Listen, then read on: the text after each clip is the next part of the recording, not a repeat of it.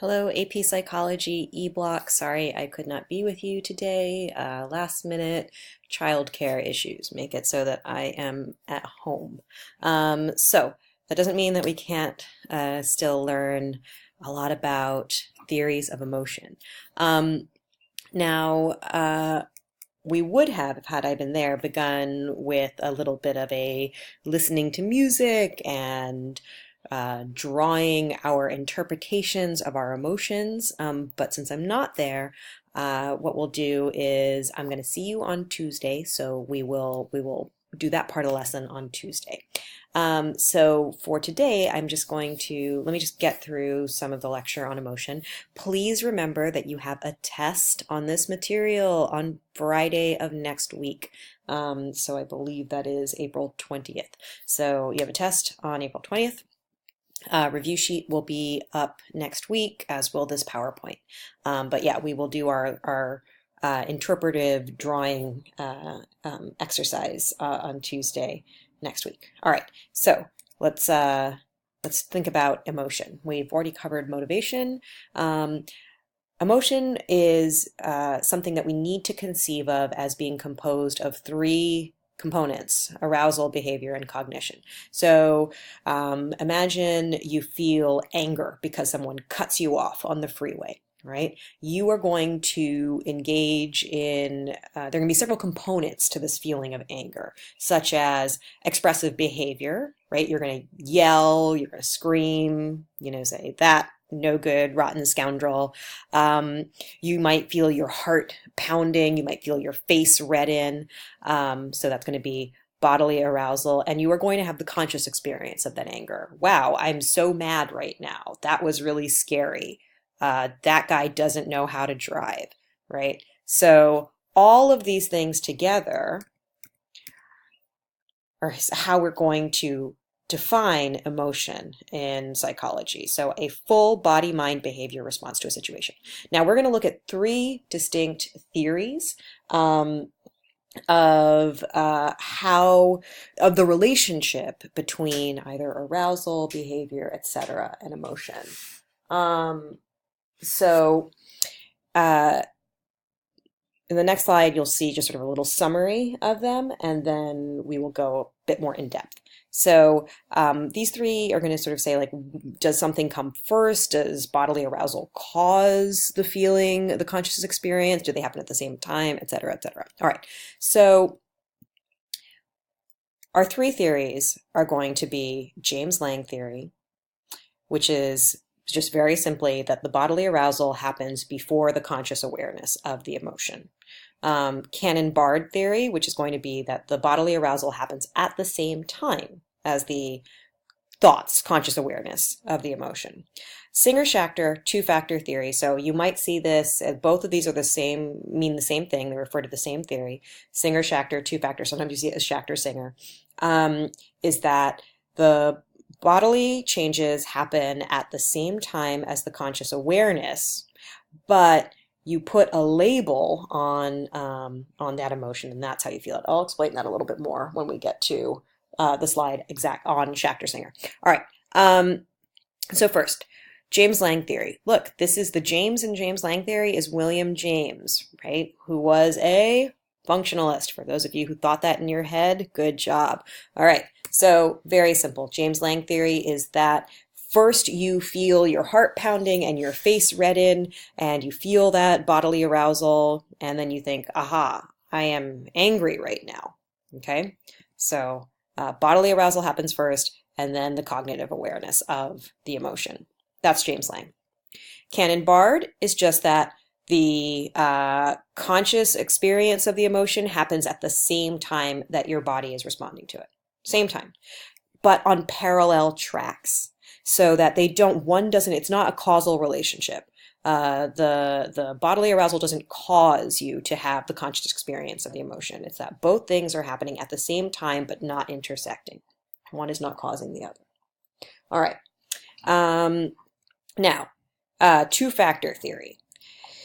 So this is the idea, when you think about two-factor theory, think about this, right? When we have a bodily response, an emotional bodily response, it's kind of the same for many emotions, right? Like anger, fear, lust, all of these have the same sort of feelings of face reddening, heart pounding, right? Sort of maybe a flush. That all of that happens in all of those emotions. So we need to label what exactly it is that is happening to say, aha, this is what. So the example that we'll give you is this. You turn around and you face a stranger, right? Your heart begins to beat quickly. You have this response of bodily arousal, and you have this awareness, like I'm having a response, right? I'm having an emotional response to this. But what is it, right? Is it fear? Is it excitement? Is it anger, right? That label is what completes the emotional experience. So it's uh, so the bodily arousal and the conscious experience happen at the same time, and then you put the label on it, and ta-da, you have the emotion. All right? So these shouldn't be too difficult. It's just a matter of not mixing them up. There are only 3 of these theories that we look at, and make sure you know which one is which. Definitely will be on the test next Friday, and most likely you will see at least one of these things on the AP. All right. Now let's look at some more revisions to this idea of how exactly is the brain involved in the conscious awareness of an emotional experience. And particularly, we're going to look at fear. So this rogues gallery of names: Robert Zajour, Joseph Ledoux, and Richard Lazarus. So some emotions take what they call a low road. Now, as opposed to the brain, and skip conscious thought as opposed to a high road. So let's just imagine that we have a fear stimulus here. So she's looking at something that is going to be scary, making her feel fearful. First, that information is going to go where? Right, visual information. For those of you who thought visual cortex, remember it's going to go to the thalamus first, right? So first to the thalamus, then routed on to the sensory visual cortex. That then goes to the prefrontal cortex. Think to yourself, what is the prefrontal cortex for? Executive functions, right? Planning, judgment, etc. So we're going to appraise the situation, then information goes on to the amygdala, right? Amygdala is part of the limbic system for what? Fear and aggression. So we're talking about a fear stimulus, and then we have the fear response. So we have this cortical aspect here, right? We've got the sensory cortex involved in the prefrontal cortex. But a low road response is going to go, fear stimulus goes to the thalamus, and instead of being routed onto the sensory cortex and the prefrontal cortex, instead it goes right to the amygdala, and we get the fear response. Think about those things that you are afraid of that don't really make rational sense, right? You're walking through the woods and it's dark and you hear something and that snap, immediately you have the fear response. Or even you see a shadow late at night in your room after watching a scary movie. If you were to rationally think about these things, right, if we were going to go to the prefrontal cortex, you wouldn't be afraid of them. Or you see a spider and you know that a spider isn't going to jump in your face and attack you and do, right? Like they don't do that generally, but you still have a fear response. This is because some fear responses, they don't go up into, right, into our the cortex where we're going to have our executive functions. They just go straight to the amygdala. You jump, you're scared. That's it. We skipped conscious thought. Okay, so that's sort of a little bit of a revision there. Let's see. Now, let's move on to detecting emotion in others. Human beings are very, very good at detecting emotion in others. Why? Because we're social animals, right? We need to, it's very adaptive for us to be able to look at a face and without any words coming out of that face, be able to look at it and understand, oh, that is a happy face, that is a sad face. Think about how well acquainted you are with these subtle changes in the faces of your parents, right? You know exactly what turn of the mouth it is when they are upset, or what happens with their eyes when you say something that they're not. Okay, my computer's about to die. I should deal with that. Hang on one second. Back.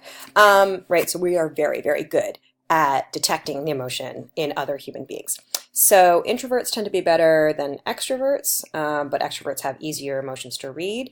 and we are better at detecting negative emotions as opposed to positive emotions. So let's take a look at a little thing here, this little test. What you're going to see is that there's going to be a series of faces that scroll across the bottom of the screen, and they're going to morph from fear to anger, that the expression on the face is going to go from fear to anger. And what I want you to do is, especially if you have this up on the big screen and you're watching this all together like a family, I want you to raise your hand when you first see anger, when the first face that looks like anger to you crosses under this box. Okay, so when that happens, go ahead and raise your hand, and just take a look around and see, when it is that everyone agrees, yes, that's an angry face. All right, so off we go. Oops.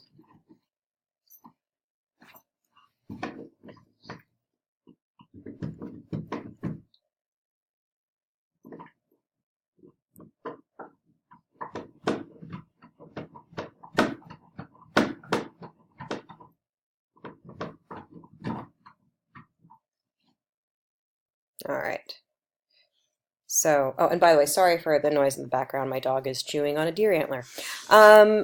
Now, you probably had this moment when you were looking at the difference from fear to anger, and it's just subtle, right? It's something in the eyebrows. They kind of come together. The mouth gets a little bit bigger, and then we see that that is the subtle change. It's very small.